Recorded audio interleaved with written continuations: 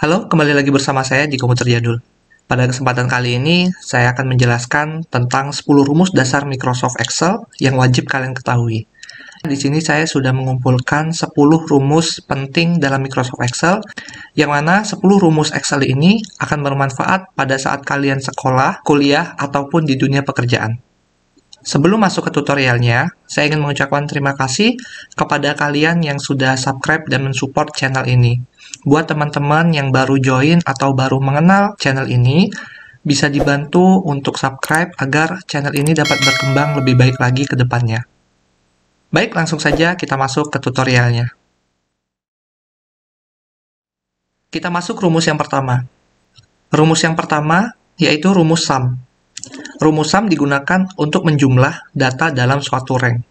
Jadi di sini saya mempunyai contoh tabel matematika, fisika, dan bahasa Inggris. Di sini sudah ada nilai siswanya. Kita ingin menjumlah berapa total dari nilai matematika, fisika, dan bahasa Inggris. Kita bisa menjalankan rumus sum dengan cara ketikan sama dengan, kemudian sum, kita buka kurung, kemudian kita blok tabel mana atau rank mana yang ingin kita jumlahkan. Kemudian kita bisa langsung enter. Nah, di sini sudah didapatkan untuk total dari nilai matematika keseluruhan yaitu 440. Kita bisa ulangi rumus yang sama dengan, kemudian sum, buka kurung, kemudian kita blok nilai fisika, kemudian enter. Nah, jika sudah seperti ini, untuk bahasa Inggris kita tinggal copy saja, klik tanda titik bagian kanan bawah, klik tahan, kemudian kita tarik ke kolom bahasa Inggris. Maka rumusnya juga akan tercopy. Baik, kita lanjut ke rumus yang kedua. Di rumus yang kedua, kita punya rumus count. Rumus count digunakan untuk menghitung banyaknya data pada suatu rank. Nah, jadi kita ingin mengetahui berapa jumlah siswa dalam tabel ini. Kita bisa menggunakan rumus count. Kita bisa menjalankan rumus count dengan cara kita ketik sama dengan, kemudian ketik untuk count, kita buka kurung, kemudian kita blok untuk rank yang akan kita cari untuk totalnya. Saya contohkan di sini untuk NIM-nya. Di sini kita akan menghitung jumlah siswanya. Sini saya blok untuk NIM-nya, kemudian enter. Maka akan didapatkan hasil siswanya berjumlah 5. Baik, kita lanjut ke rumus yang ketiga. Rumus yang ketiga yaitu rumus min atau minimum. Rumus min digunakan untuk mencari nilai minimum atau nilai terendah pada suatu data. Jadi di sini ada nilai matematika, fisika, dan bahasa Inggris. Kita akan mencari nilai minimum dari nilai matematika, fisika, dan bahasa Inggris. Kita bisa menggunakan rumus min dengan cara kita ketikkan sama dengan, kemudian min, kita buka kurung, kemudian kita blok area yang ingin kita cari untuk nilai minimumnya. Kemudian kita enter. Maka akan didapatkan nilai terendah dari nilai matematika siswa yaitu 80. Kita coba lagi untuk fisika. Kita blok, kemudian enter. Sama bahasa Inggris. Buka kurung, kemudian kita blok dan enter. Kita lanjut ke rumus yang keempat. Rumus yang keempat yaitu rumus max atau maksimum. Rumus max digunakan untuk mencari nilai maksimum atau nilai tertinggi pada suatu data. Nah, jika tadi minimum mencari nilai terendah dari suatu data, kali ini max mencari nilai maksimum dari suatu data. Kita bisa menggunakan rumus max dengan cara sama dengan, kemudian ketikkan max, kita buka kurung, kemudian pilih data yang akan kita cari untuk nilai maksimumnya, kemudian kita enter. Sini akan didapatkan hasil nilai tertinggi dari matematika. Kemudian kita lanjut ke fisika. Kita blok, kita enter. Sama untuk bahasa Inggris. Kemudian buka kurung, kita blok, atau dengan cara kalian pilih tutup kurung dulu, atau enter. Itu boleh juga, atau langsung enter, itu sama saja. Kita lanjut ke rumus yang kelima. Rumus yang kelima, kita punya average, atau rumus mencari nilai rata-rata. Nah, rumus average digunakan untuk mencari nilai rata-rata pada suatu data. Jadi di sini ada siswa, kemudian ada nilai matematika, fisika, dan bahasa Inggris. Kita ingin mengetahui berapa nilai rata-rata dari tiap-tiap siswa. Kita bisa menggunakan rumus average. Rumus average dapat dijalankan dengan cara kita ketik sama dengan, kemudian average, kita buka kurung, kemudian kita blok untuk rank yang ingin kita jumlahkan rata-ratanya. Kemudian kita bisa enter. Di sini sudah kita dapatkan untuk nilai rata-ratanya.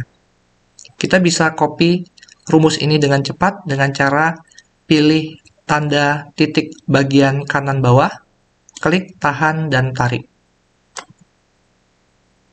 Kita lanjut ke rumus yang keenam. Rumus yang keenam yaitu rumus if. Rumus if yaitu rumus logika pada Excel yang memudahkan kita untuk mengambil suatu pernyataan berdasarkan perbandingan kriteria tertentu. Nah, di sini saya sudah memiliki tabel untuk nilai siswa, kemudian di sini juga ada tabel untuk keterangan. Di mana tabel keterangan ini menjelaskan bahwa siswa yang mendapatkan nilai 90 sampai 100 maka akan mendapatkan A. Siswa yang mendapatkan nilai 61 sampai 89 akan mendapatkan B. Kemudian siswa yang mendapatkan nilai 0 sampai 60 akan mendapatkan C. Nah, di sini kita bisa ngambil nilai acuannya dari hasil nilai rata-ratanya. Jadi kita bisa menggunakan rumus if dengan cara kita ketikkan sama dengan, kemudian if, kita buka kurung, kemudian logical test-nya kita pilih 78 sebagai nilai acuannya, kemudian kita pilih lebih besar sama dengan 90, yang artinya jika nilai 78 lebih besar sama dengan 90, maka titik 2. Nah, titik 2 di sini kita bisa sesuaikan dengan masing-masing Excel kita. Ada beberapa Excel yang menggunakan koma. Jika Excel kalian menggunakan koma, tinggal disesuaikan saja mengikuti koma. Kebetulan Excel saya menggunakan titik koma. Kemudian kita petik 2, kita tulis A.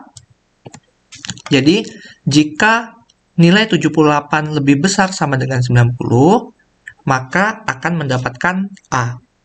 Kemudian titik koma, jika kita buka kurung, nilai 78 lebih besar sama dengan 61, ketikkan 61, kemudian titik koma, maka akan mendapatkan B.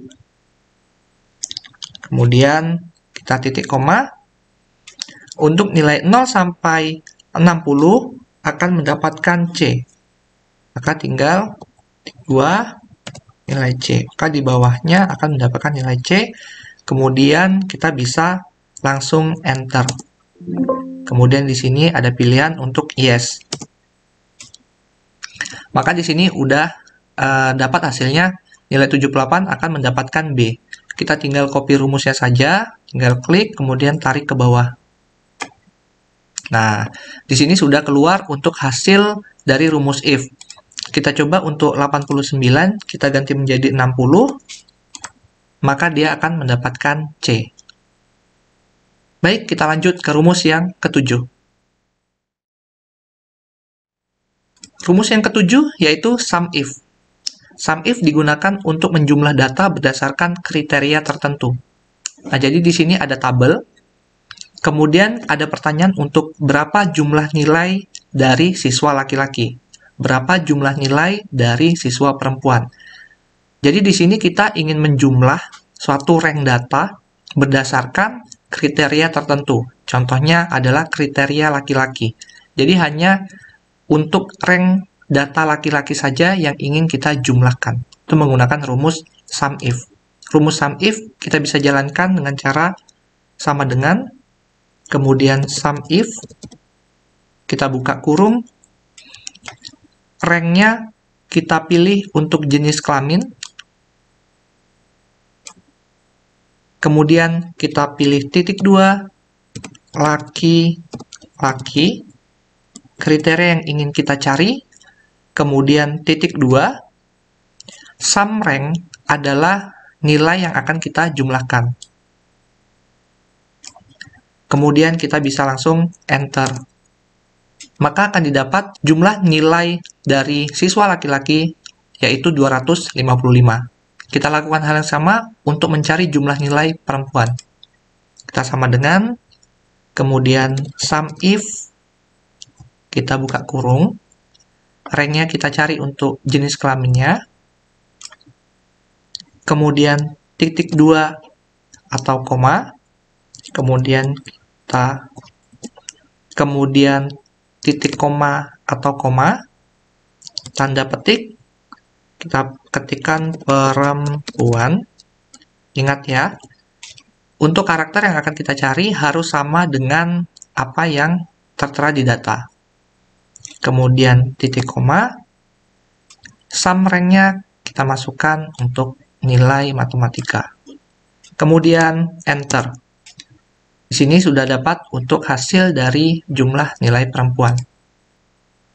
Kita lanjut ke rumus yang ke-8. Rumus selanjutnya yaitu rumus COUNTIF. Rumus COUNTIF digunakan untuk menghitung banyaknya data berdasarkan kriteria tertentu. Jika tadi SUMIF untuk menjumlahkan data berdasarkan karakteristik atau kriteria tertentu, maka COUNTIF digunakan untuk menghitung banyak data berdasarkan kriteria tertentu. Nah, jadi di sini ada pertanyaan untuk berapa total siswa laki-laki, kemudian berapa total siswa perempuan. Kita bisa menggunakan rumus COUNTIF.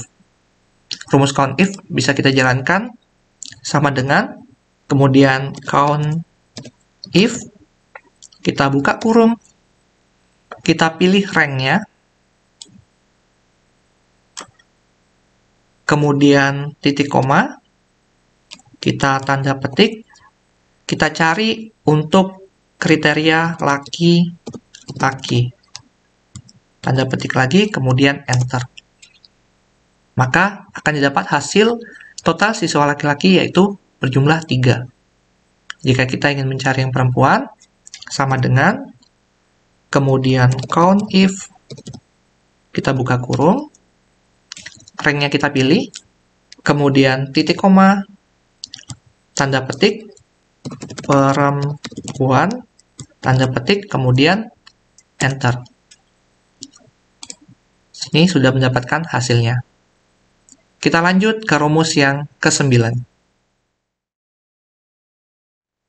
Rumus selanjutnya yaitu VLOOKUP dan HLOOKUP. Sebelumnya saya sudah membuatkan video khusus untuk rumus penggunaan VLOOKUP dan HLOOKUP. Mungkin jika kalian yang ingin mendalami lebih lanjut, kalian bisa membuka video sebelumnya yang telah saya buat, link ada di deskripsi. Baik, akan saya jelaskan, untuk VLOOKUP dan HLOOKUP merupakan rumus untuk mencari data berdasarkan satu informasi yang dapat digunakan kembali untuk data lainnya. Data master yang berbentuk vertikal dan data master yang berbentuk horizontal. Di sini saya sudah membuatkan contoh tabel VLOOKUP dan HLOOKUP. Apa bedanya untuk VLOOKUP dan HLOOKUP? Jika VLOOKUP, kita menggunakan data master atau data acuan berbentuk vertikal. Jadi di sini ada header-nya untuk kode barang berbentuk vertikal. Kemudian kalau HLOOKUP, data master header-nya berbentuk horizontal. Jadi di sini ada data kosong. Data kosong ini biasanya untuk melakukan pencatatan sehari-hari. Jadi, jika kita membuat suatu inventory barang, kita hanya cukup mencatat kode saja. Maka, nanti untuk nama barang, harga, dan vendor akan mengikuti dari data master yang telah kita buat sebelumnya. Nah, di sini kita langsung mencontohkan. Yang pertama, kita akan mencontohkan untuk VLOOKUP. Di sini sudah saya buatkan untuk kode acak dari tabel yang akan kita buat. Di sini kita bisa menggunakan tabel acuan dalam menggunakan rumus VLOOKUP. Rumus VLOOKUP dapat dijalankan dengan cara kita ketik sama dengan, kemudian VLOOKUP, kita buka kurung. Di sini ada keterangan untuk lookup value-nya. Kita pilih untuk kode acuannya. Kita pilih untuk A1, kemudian kita pilih titik koma. Table array kita masukkan untuk tabel acuan atau data masternya. Kita blok untuk data master VLOOKUP. Kemudian sampai di sini kita jangan lupa menekan tombol F4 pada keyboard. Akan muncul tanda dolar seperti ini. Kemudian titik koma. Kolom index number kita pilih untuk nama barang pada data master berada di posisi keberapa. Cara menghitung untuk data master VLOOKUP, kode adalah kolom pertama, nama barang kolom kedua, ketiga, dan keempat. Ya. Sehingga untuk nama barang berada di kolom kedua. Maka kita tinggal pilih 2, kemudian titik koma. Di sini ada pilihan untuk true dan false. Kita pilih false, kemudian enter. Nah, di sini sudah mendapatkan hasil untuk nama barang dengan kode A1 yaitu komputer. Kita bisa copy datanya, klik, kemudian tarik ke bawah. Kita bisa cek lagi, A5 dispenser, A1 komputer. Sudah benar. Kita lanjut untuk mencari harganya. Kita bisa ketikkan sama dengan, kemudian VLOOKUP, kita buka kurung, lookup value kita pilih kodenya, kemudian titik koma, table array-nya kita pilih untuk data master. Setelah kita pilih data master, jangan lupa untuk menekan tombol F4 pada keyboard. Kemudian titik koma. Kita masukkan untuk kolom indeks. Untuk harga berada pada kolom ke-3. Kita pilih 3, kemudian titik koma. Kita pilih false, kemudian enter.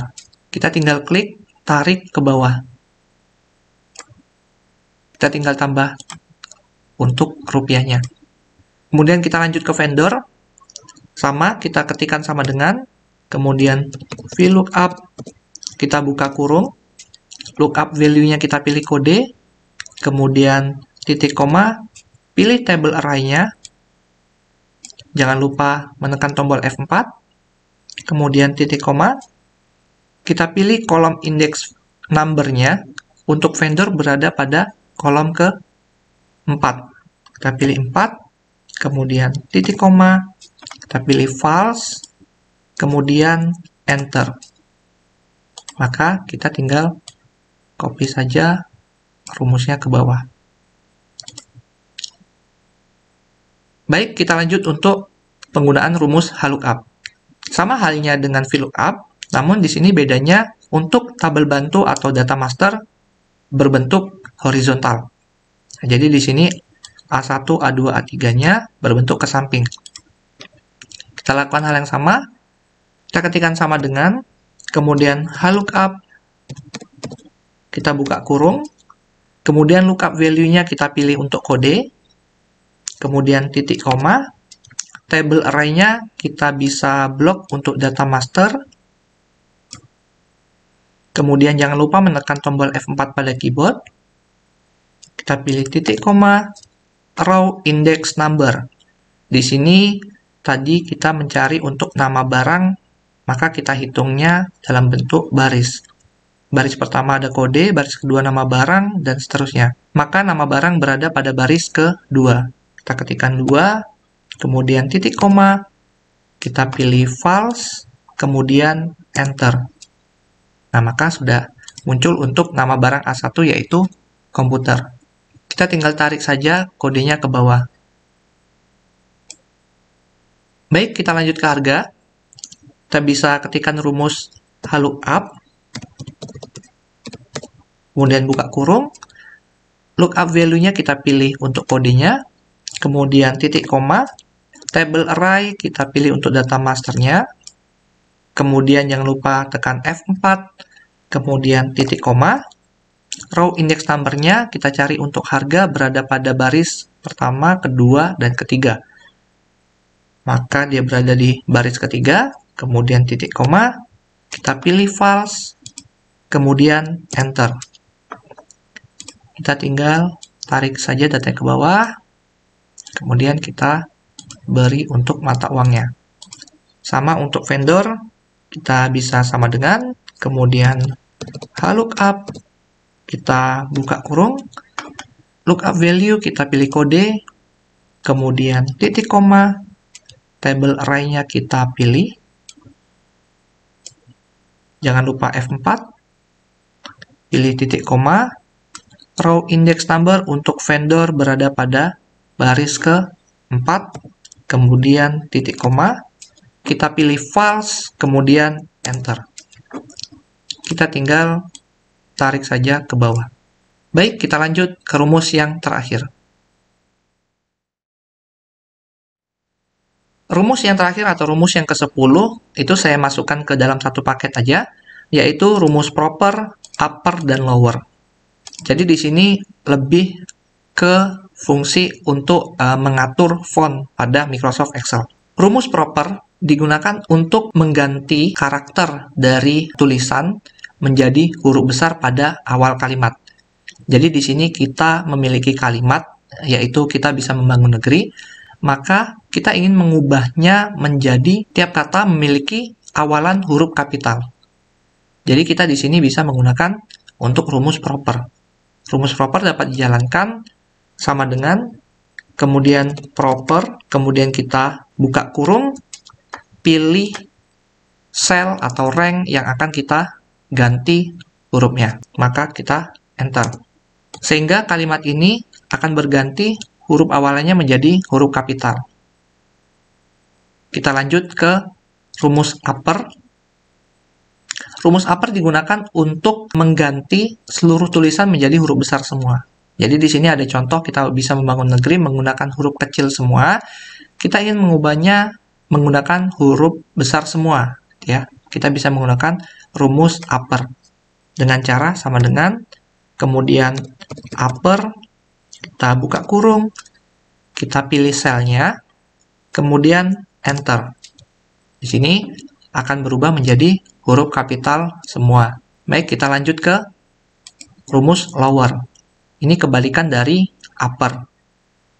Rumus lower dapat dijalankan dengan cara sama dengan, kemudian lower, kita buka kurung, kita pilih selnya, kemudian enter. Maka secara otomatis akan menjadi huruf kecil semua. Demikian 10 rumus dasar Microsoft Excel yang wajib kalian ketahui, dan semoga rumus ini dapat kalian hafal, dapat kalian pahami, dan diharapkan nantinya rumus ini akan bermanfaat untuk kalian yang sedang sekolah, kuliah, ataupun di dunia pekerjaan. Jangan lupa subscribe untuk membantu channel ini berkembang lebih baik lagi. Semoga bermanfaat. Sampai berjumpa pada tutorial-tutorial selanjutnya. Terima kasih.